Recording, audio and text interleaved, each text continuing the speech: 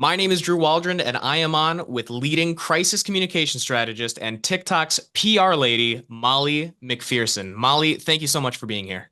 Happy to speak with you, Drew. Absolutely. So I just introduced you as a crisis communication strategist and TikTok's PR lady. How would you describe each of those titles to someone learning about your work for the very first time? Yeah, it certainly depends on who is asking the question about what I do, but I'm a crisis communication strategist. I've been working in this field for decades. I'm really a newsie at heart, so I consider myself someone who just consumes media and then I analyze it. I eventually found my way to TikTok because I'm a big believer that social media drives public opinion, and public opinion is what drives reputation. And it doesn't matter which business you're in right now, if your reputation is under threat, it causes a lot of problems. So on TikTok, what I do is I use examples of what's happening ripped from the headlines, or what we might see from a public official or a scandal or a celebrity scandal, political scandal. And I break them down into teachable moments, because a crisis is really just a turbulent time. It doesn't matter if you're a business, a celebrity, or just, a day-to-day person, the hoi polloi out there. Any type of turbulence needs and requires some type of strategy behind it. And I share that on TikTok. And pre-TikTok, when you first started your career, what first led you to develop a career in crisis communication? Well, as I mentioned, I'm a newsie, and I've been a newsie at heart ever since I was a child. I've always taken in, consumed the media on a daily basis. I always wanted to be a journalist, a broadcast journalist. I'm a member of the Gen X generation, so television and video is a big part of how I communicate and how I understand it. When I went to school, this was before the internet. We were fully in the television age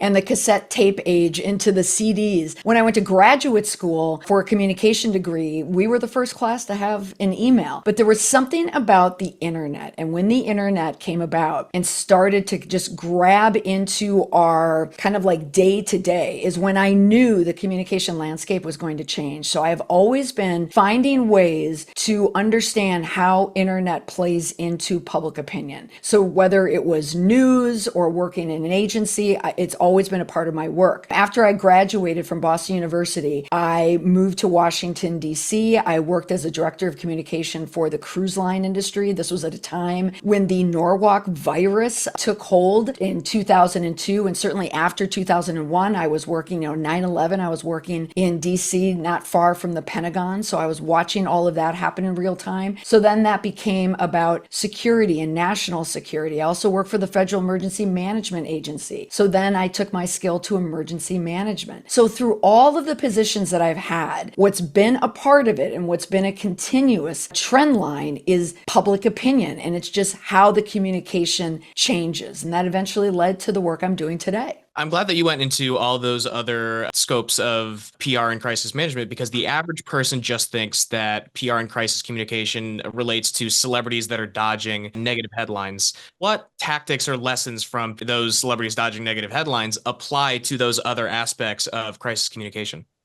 Yeah, when people think about PR, it's kind of a dry term. There's usually proactive PR, which is pitching and putting stories out there. And then there's reactive PR, which is what I do, which is crisis management. Now, the publicist, the celebrity publicist, or the Hollywood executive publicist, they're the ones who need to push celebrities on people. This goes back all the way to the 50s, even, beyond that, is how powerful and how robust, even financially, it is to be able to be a celebrity and, essentially make money. But what happened with the internet, and specifically social media, is it's the power dynamic change, because for decades, it was the publications, it was news, it was editors, working with fixers and handlers with celebrities. They could guide the narrative of what was happening, what was going to be communicated to the public. But then when social media started to grab hold, we noticed that power shift was happening. Then the pandemic is when TikTok, which is the one social media platform, the algorithm is so robust that any little trickle of news can become a massive trending news story like overnight. So editors no longer have the power that they once had, and these handlers and fixers with celebrities. They're now at the whim of public opinion. The public is firmly in charge of people's reputations. So what makes a celebrity scandal so interesting today compared to years ago? Years ago, the scandal was fixed. But now the public decides how the scandal is going to turn out. The outcome is based on public opinion. That's what I like to break down, is what the public thinks. And I'm looking for the holes. I'm looking for the bad moves, the strategic moves. And it's just a way to educate people on how public relation or spin works. When you zoom out like that and you really put the entire picture into perspective about how that shift has transferred to the public, it's incredible. And one of those members of the public that has such a wide influence on TikTok is you. You have amassed over 500,000 followers on your TikTok page, where, among other things, you comment on the current pop culture headlines and how each scenario relates to the world of PR. Now, what has it been like to not only have your original content gain such an incredible reach, but have your audience trust you as their pop culture PR insider? Well, amassing the number of followers that I did on TikTok and across all my social media platforms, when I think of, 500,000 people, it is as rewarding as it is terrifying. I certainly recognize that it's really a way to to reflect on the work that I've done and how it resonates with people. I like having that connection with an audience. I really like having people listen to me and trust me, because trust is such an important element. However, it could turn on me at any moment. What a great headline would be: the PR lady who talks about the crisis, the PR crises out there, has her own, PR crisis. So certainly I am mindful every single time I hit post on any social media post. I have to think about reputation. But how I work, even though day to day I am a strategist working with clients, I'm also a teacher, but I'm also a student. I need to learn every single day. What's changing here? Why has this element changed? Like, why doesn't a news article or a press release have the same impact as before? Why is a publicist so fascinating to the public? And what I've learned is that people love behind the scenes. They love to know how things work. And the way that I look at my work is, we all know that things are a puppet show. Okay, I don't need to tell anyone that, hey, it's a puppet show. Everyone knows the strings are there. I don't need to show them the strings, but I show them the manipulation of the strings. And so what they're seeing and why they're seeing it. That's what people find fascinating. And so I bring that not only social media, but also into my work, but also into my talks. I like to tell people in an audience, when I'm speaking in a keynote, those same type of tips, but they relate more to that corporate level or higher ed level or whatever it is. Whoever the audience is like, when they know the behind the scenes as well, they feel more comfortable about communication. And focusing on that corporate level, you work with plenty of different organizations across the media landscape or the corporate landscape. What are some big yet common crisis communication mistakes that you see in companies that you work with or don't work with? Yeah, well, certainly, having a profile on social media makes it interesting, because my client base used to be just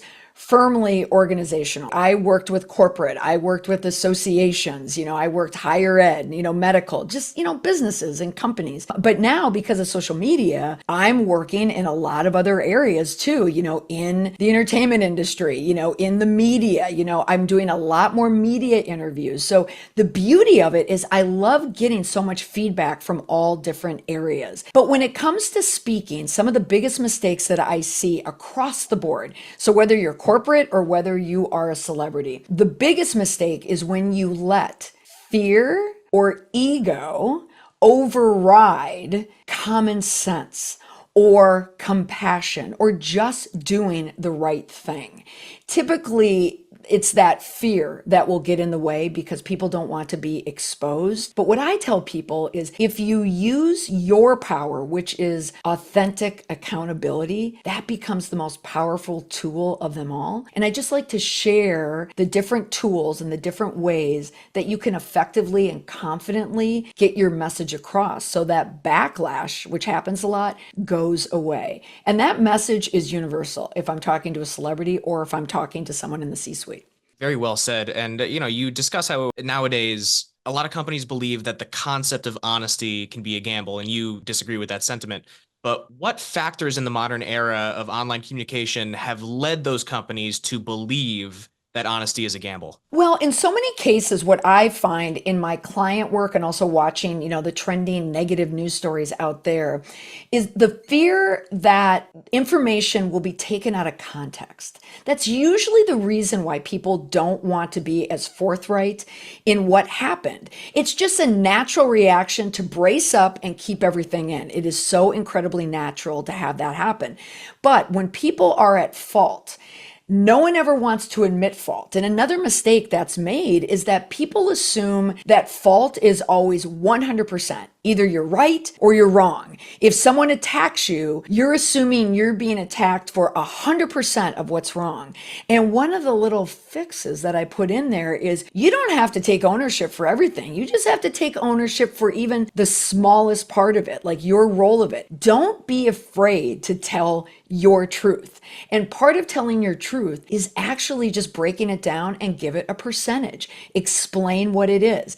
The more that you explain it in a relatable way for people to understand, the more you're going to get on the side of the public. The public doesn't like blame. They don't like when anyone tries to dodge the truth. They spot it a mile away. That's usually the death knell, is when someone's trying to dodge something. But if you just release information and you can release it on your terms, it goes a long way in getting through any type of issue or crisis. And what advice would you give to these companies that are trying to adapt to the brand new media landscape? Because, like you said, TikTok, it only exploded a couple years ago, and some companies still have not been able to make the jump to a world where the public now has this much control of the narrative. Yeah, I think what's happening is people, when they think about social media, I always get this defense like, oh, I don't want to be on social media, or, we don't have any of those channels out there. They assume it's kind of like an all or nothing. Like you either have to be in it, which means you have to have 5 different social media platforms. You have to post every single day. That's not really what it is.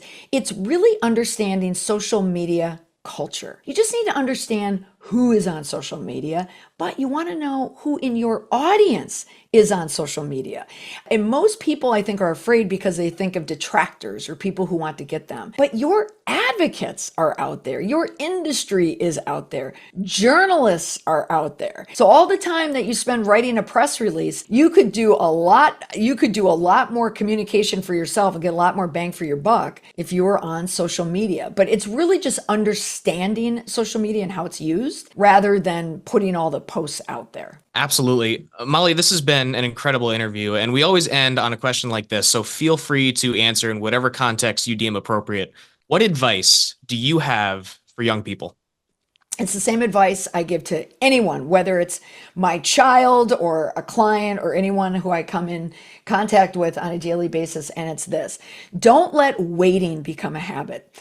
That could be something that affects your personal life, your daily life, but it also can affect media relations and going through a crisis. If something is wrong and people want to know what happened and you are not giving the public what they want to hear, or you're not responding to reporters, you're not putting out a statement, it will only get worse because other people will be telling your side of the story. And personally, if you're gonna procrastinate and you don't put anything out there, that means other things are in control. The quickest way to have control of any crisis is for you to own the crisis, and then you can get through it. No time like the present. Well, that is going to conclude our conversation with Molly McPherson. Molly, thank you again for your time. Thanks so much, Drew.